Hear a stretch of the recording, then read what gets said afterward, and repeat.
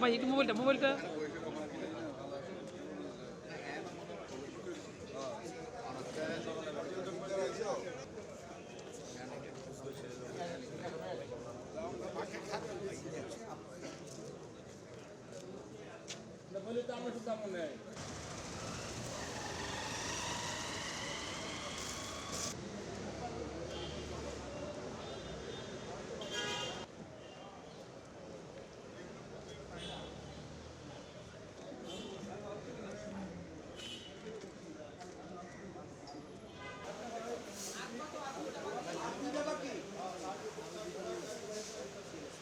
জি এবার ছিলেন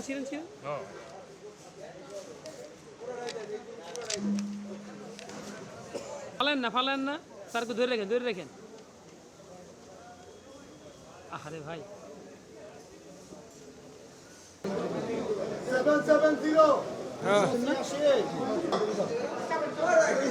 কিভাবে মানুষের কাছে যাওয়া যেতে পারে এবং বাংলাদেশের অর্থনীতিতে পরিবর্তন আনার জন্য ইন্টিগ্রেটেড একটা পরিবহন ব্যবস্থা, সড়কপথ, নৌপথ, রেলপথ, এই তিনটিকে আমরা সমন্বয় করে আমাদের ছোট্ট দেশ 18 কোটি মানুষ এই বাস্তবতা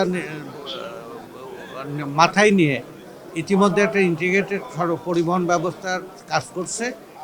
বাংলাদেশের পরিবহন সেক্টর একটা শক্তিশালী সংগঠন, ভালো কাজে আমরা সাথে থাকব, সমর্থন দেব।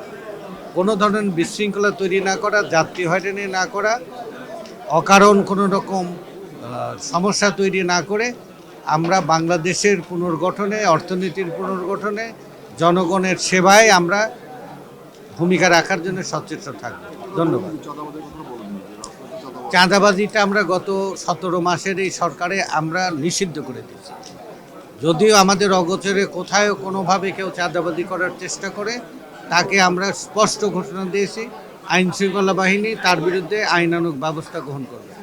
সমিতিগতভাবে পলিসি লেভেলে আমরা চাঁদাবাজি থেকে ডিসকার্ড করেছি এবং এটাকে আমরা বাতিল করে আমরা এখানে একটা বৈধ কী পদ্ধতি, যেমন এখন অ্যাক্সিডেন্টে যাত্রী এবং শ্রমিক মারা গেলে সরকারি একটা তহবিল গঠন হয়েছে, যেখান থেকে সরকার একটা নিহত ব্যক্তিকে 5 লাখ টাকা দেওয়া হবে।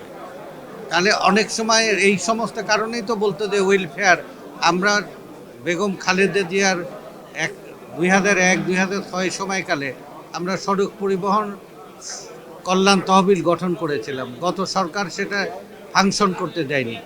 এগুলো ফাংশন হলে সড়ক পরিবহন সেক্টরের কোনো বিশৃঙ্খলাই থাকবে না ইনশাল্লাহ। প্রথম আমরা এর মধ্যে যা আরও টপ প্রায়োরিটিতে রাখবো, সারা দেশেই চাঁদাবাজি বন্ধ করা। একটি দুর্নাম আছে পরিবহনের মধ্যে চাঁদাবাজি, প্রকৃতপক্ষে কোনো প্রকৃত মালিক বা শ্রমিক সংগঠনের নেতৃবৃন্দ এটা করতে পারে না, এবং এটা করেছে বিগত 17 বছর থেকে এই ট্রেড ইউনিয়ন এবং অ্যাসোসিয়েশনগুলিকে অনির্বাচিত রেখে স্বেচ্ছায় দলীয় প্রভাবে লোকজন এখানে নেতৃত্ব দিত। আমরা এখানে গণতান্ত্রিক পদ্ধতিতে সাধারণ মালিকদের এবং শ্রমিকদের সমন্বয়ে, শ্রমিক সংগঠনগুলি এবং মালিকদের সমন্বয়ে, মালিকদের সমর্থনে মালিক সংগঠনগুলি নেতৃত্ব প্রতিষ্ঠা করে যাচ্ছি এবং যাওয়ার চেষ্টা করছি। আমাদের সারা দেশে 64টা জেলায় 138টি ইউনিট আছে। সকল ইউনিটকে আমরা পর্যায়ক্রমে এই পদ্ধতিতে নির্বাচন দেওয়া শুরু করেছি এবং অধিকাংশ ক্ষেত্রে এটা সুফল হওয়া শুরু করেছে। এটা হয়ে গেলে পরে সরকারের সদিচ্ছা এবং প্রশাসনের প্রচেষ্টা এবং আমাদের যদি সহযোগিতা থাকে, এই চাঁদাবাজি বন্ধ হবে।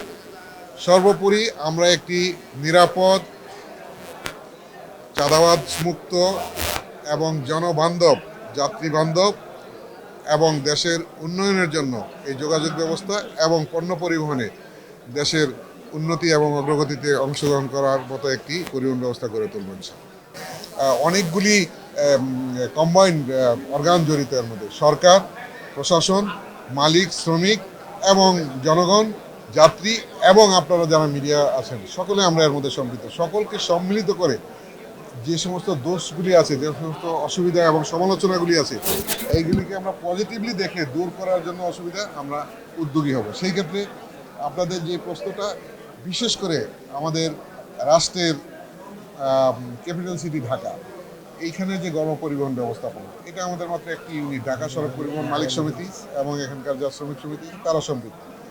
এই ঢাকাটাকেই বিশেষ করে বেশি বিশৃঙ্খল করে ফেলানো হয়েছে বিগত সময়ে। এক কথা আমি বোঝাতে চাই যে এই সমস্ত গাড়ি ঘোড়া ঢাকায় চলাচল করে বাস, এগুলির ফিটনেস কাগজে কলমে থাকলেও বাহ্যিকভাবে এবং প্র্যাকটিক্যালি নেই। আমরা এটা স্বীকার করি, আমরা এগুলি দূর করব এবং এগুলি রোড পারমিটবিহীন গায়ের জোরে যে যেখানে কিছু চালানোর চেষ্টা করবো, আমরা এগুলিকে আরটিসির মাধ্যমে এগুলিকে রিফর্ম করে রেগুলাইজ করার চেষ্টা করছি এবং করে ফেলছি প্রায় অর্ধেক। তখন এগুলি কমে যাবে। এবং বিগত 8 বছর তৎকালীন মেয়র তাপস সাহেব রোড পারমিট বন্ধ করে রাখছিলেন, বিশৃঙ্খল করে রাখছিলেন, অর্থাৎ মৌখিকভাবে যাকে যেখানে পারমিশন দিতেন সেই চলতো। আমরা এগুলিকে এখন শৃঙ্খলায় নিয়ে আসতেছি। আরও বড় বেদির কারণ হয়েছে চালকদের কাছে কন্টাকে গাড়িগুলি দিয়ে দেওয়া হয়েছে, মালিকরা অপারক। সেক্ষেত্রে তারা কোনো ট্রাফিক শৃঙ্খলা রুটের কোনো নিয়মকানুন মানছে না। এটার কারণে আমাদের অনেক বড় রকমের একটা বদনাম। আমরা ইতিমধ্যেই এই 8-9 মাস যাবৎ একবার উদ্যোগ নিয়েছিলাম, আমরা হোঁচট খাইনি, আমরা তার থেকে অভিজ্ঞতা নিয়েছি। এখন সর্বশেষ পর্যায়ে আছে, আমরা সকল শহরতলির গাড়িকেই ই টিকিটিং এবং কাউন্টার ভিত্তিক পরিচালনার জন্য আমরা বাধ্য করব। সরকারের এটা সিদ্ধান্ত নেওয়া হয়েছে এবং এটাকে আমরা কোনো একটা কোম্পানির মাধ্যমে ই টিকিটিংয়ের মাধ্যমে এই ব্যবস্থাপনায় গেলে পরে আমি বিশ্বাস করি যে রাস্তায় চাঁদাবাজি বন্ধ হয়ে যাবে, যেহেতু গাড়িতে চাঁদা থাকবে না, গাড়িতে ক্যাশ থাকবে না। দ্বিতীয়ত, শ্রমিক তার ন্যায্য বেতন পাবে এবং গাড়ি যত্রতত্র ওভারলেপিং এবং ওভারটেকিং এবং অসম প্রতিযোগিতা করার প্রয়োজন হবে না, কারণ সকলের সমন্বয়ের মাধ্যমে কোম্পানির মাধ্যমে একই সমান আয় পাবেন এবং সেটাকে আমরা ওইভাবে রেশনালাইজ করে নেব এবং পর্যায়ক্রমে আমরা খারাপ গাড়িগুলিকে রোড থেকে বের করে দেবো। বের করে দিয়ে আমরা নতুন গাড়ি এবং টেকসই গাড়ি, যাত্রীবান্ধব গাড়ি আমরা রাস্তায় নামানোর ব্যবস্থা।